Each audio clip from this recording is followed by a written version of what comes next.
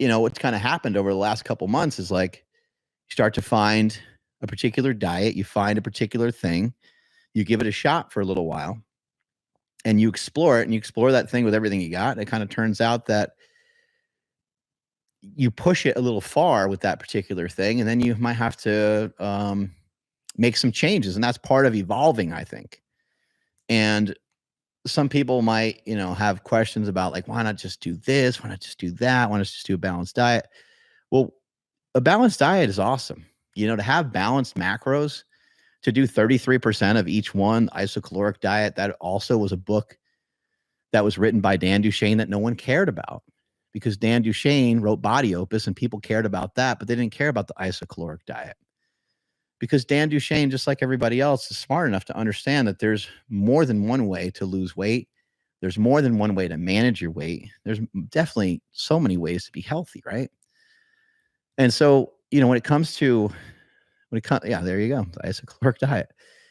And, the isocaloric diet is a little bit similar to what Stan Efferding has, about 30, I think Stan's like around 30% or so with most of the macros. I don't know exactly, I think Stan is smart enough to understand too that those macro splits are going to be slightly changed in accordance to what the person is doing.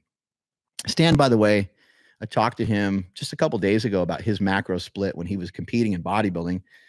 And we brought up pictures of Stan before, but like, guys, it was absurd. It was absolutely absurd how big and how shredded this guy got. Now, Stan was an IFBB pro. He turned to pro through Masters.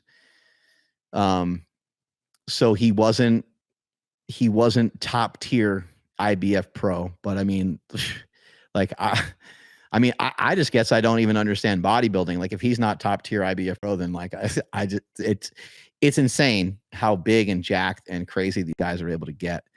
You look at some of these pictures here. We have video of Stan walking around at the Arnold in like 2018 or something like that. I forget the exact year, but just looking nasty, just looking like so jacked. It's just like, it's nuts. How big he's able to get his back. I guess, bodybuilding, you have to, not only build up your back, but you have to have huge legs and everything else. And so Stan, being like 100-pound soccer player when he was young, didn't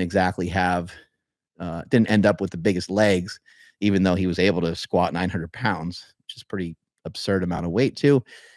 Stan really crushed it in powerlifting as well. But anyway, Stan told me that his macros were 500 grams of carbohydrates a day, 500 to 600 grams of carbohydrates a day. He did not do cardio, but he lifted twice a day.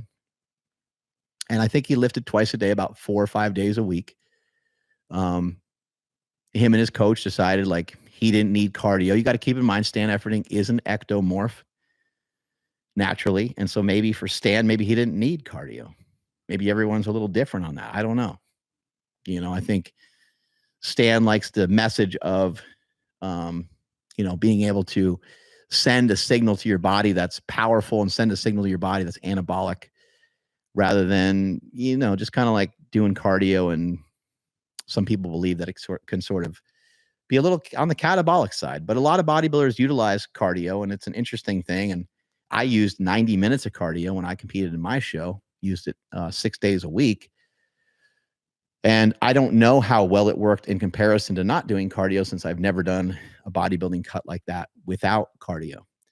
All I know is what I did, and it resulted in me being very shredded, and it resulted in me winning the show. So it worked. It worked really well. But yeah, Stan told me he was like 500 to 600 grams of carbohydrates every day. The fats were about 70, which is interesting. But you keep in mind, he was working out very intensely, and he was working out twice a day. His protein was around 300 grams. So those are some hefty macros to have. That doesn't even seem like a caloric deficit, right? Like 70 grams of fat. That's close to 700 calories, give or take. Obviously it's not 700 calories, but it's 600 something calories. And then he had, the 500 is what, 2000 calories, right? So the calories are stacking up pretty good. And he was able to still get like, very shredded. But I think my point in bringing some of that up is that the fats are going to be low.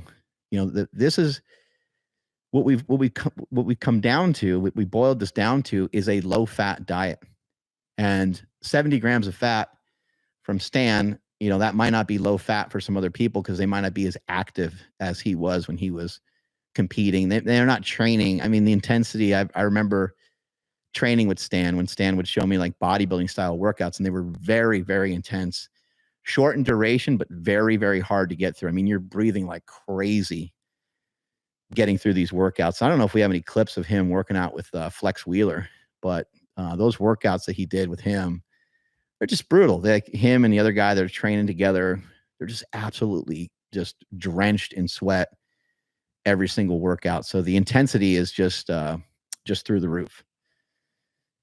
But Cole's bringing up some really good points about bodybuilding and bodybuilding training and bodybuilding in terms of the diet. And he's kind of saying like, yo, I wonder if some people that are like big and fat, if they tried Ronnie Coleman's bulk, like how that would work for them.